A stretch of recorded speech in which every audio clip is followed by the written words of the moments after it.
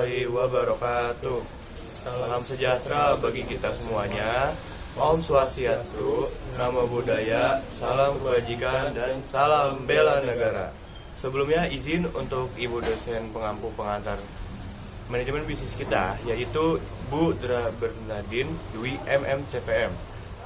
Perkenalkan, nama saya Ryuza Rafiringra, NIM saya 25101110015, dan rekan saya Nama saya Muhammad Arsyad dengan NIM 25101110055. Nah, kita dari jurusan manajemen S1 dan kita berdua juga dari kelas yang sama, yaitu kelas B.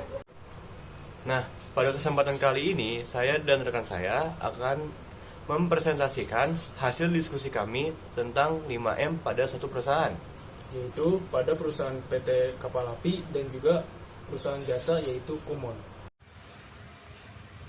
Untuk profil PT Kapal Api yaitu perusahaan ini telah bergerak di industri kopi sejak tahun 1927 dan telah menjadi market leader di berbagai brand seperti Kapal Api, ABC, Excelso, dan juga Good Day.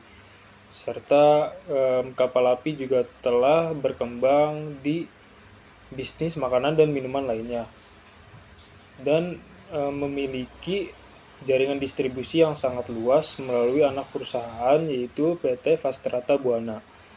Dengan pengalaman yang hampir 100 tahun, PT Kapal Api ini dikenal dengan kualitas, inovasi, dan juga jaringan distribusinya yang kuat. Nah, sekarang kita memasuki aspek atau sumber daya manusia.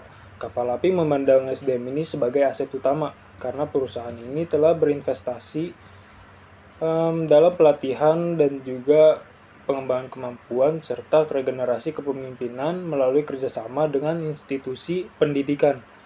Tim mereka juga sangat beragam, mulai dari manajemen, teknisi pabrik, sampai tim pemasaran yang kuat. SDM inilah yang menjadi fondasi keberlanjutan dan inovasi perusahaan. Memasuki ke sisi money atau keuangan, Kapal Api punya struktur finansial yang sangat kuat. Ini terlihat dari kemampuan mereka yang membuka cabang hingga ke Tiongkok dan melakukan ekspansi yang besar-besaran. Modal yang ada bukan hanya dipakai untuk bisnis kopi saja, tetapi juga untuk diversifikasi produk FMCG lainnya. Jadi bisa dibilang posisi keuangan mereka stabil dan mendukung investasi jangka panjang.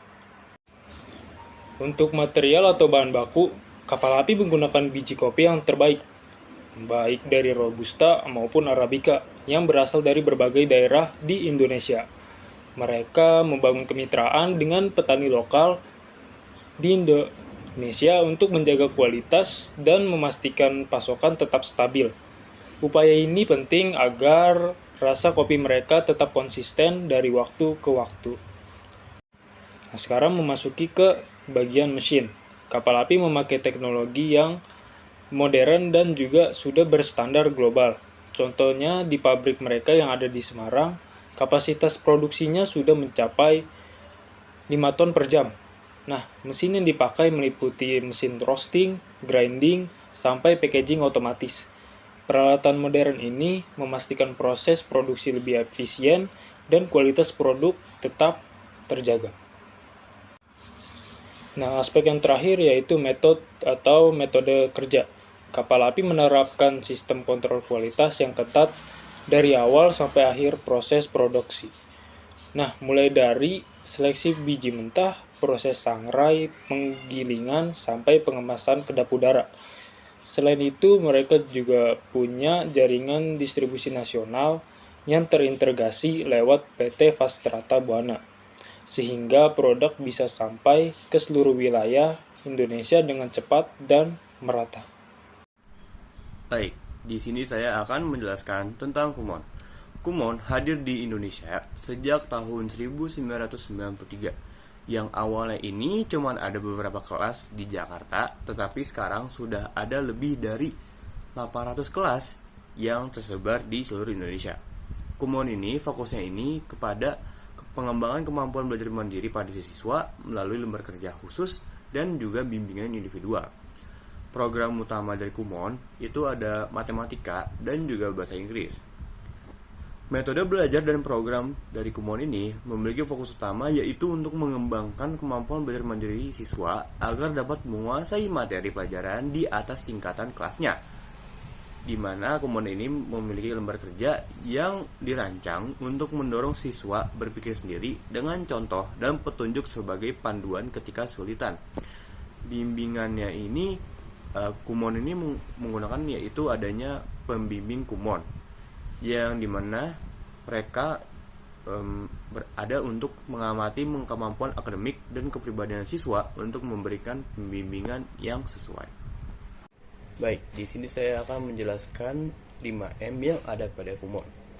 Yang pertama saya akan membahas tentang men, yang dimana pada Kumon elemen manusia utama dalam Kumon adalah pembimbing atau bisa juga dibilang instruktur, yang perannya bukan hanya mengajar, tapi mengamati dan menentukan materi yang optimal untuk mengembangkan kemampuan belajar mandiri siswa. Semua instruktur atau pembimbing diwajibkan untuk mengikuti pelatihan terstandarisasi dari kantor pusat dari Kumon yang langsung, untuk memastikan filosofi dan prosedur pengajaran diterapkan secara konsisten di seluruh sentra global. Lanjut pada bagian money pada Kumon. Model bisnis Kumon ini didasarkan pada sistem waralaba, yaitu franchise. Pendapatan utama dari Kumon ini berasal dari biaya bulanan siswa dan biaya lisensi waralaba dari para instruktur atau yang tadi bisa disebut pembimbing. Dana dari pendapatan utamanya ini diinvestasikan kembali secara signifikan untuk riset dan pengembangan, atau yang juga bisa dibilang R&D, yang dimana untuk pengembangan lembar kerja dan juga materi yang ada pada Kumon, serta untuk mempertahankan sistem dukungan dan pelatihan profesional bagi para franchise. Selanjutnya, saya akan membahas tentang material pada Kumon. Kumon memiliki bahan baku inti, yaitu lembar kerja yang dibuat untuk para siswa-siswanya mengerjakan dari program utamanya, yaitu matematika dan juga bahasa Inggris. Nah, lembar kerja ini dirancang dengan prinsip dan dirancang sebagai struktur secara global, yang dimana lembar kerja ini terus diperbarui oleh pusat riset di Jepang, dimana itu dilakukan untuk memastikan materi pada bahasa Inggris dan matematika itu selalu efektif dan juga membangun fondasi akademis yang kuat. Lalu gunanya ini untuk mendorong siswa untuk melampaui tingkatan kelas mereka. Selanjutnya, saya akan membahas kepada mesin. Sebagai bisnis jasa pendidikan, sebenarnya Kumon ini tidak ada atau misalnya tidak menggunakan banyaknya mesin-mesin berat atau perlunya mesin-mesin berat. Tetapi Kumon ini mengandalkan hanya kepada alat-alat operasional pendukung seperti stopwatch, yang dimana untuk melatih kecepatan dalam siswanya ketika mengerjakan satu lembar kerja yang diberikan oleh para pembimbingnya. Lalu ada juga sistem manajemen digital untuk mencatat kemajuan belajar siswa.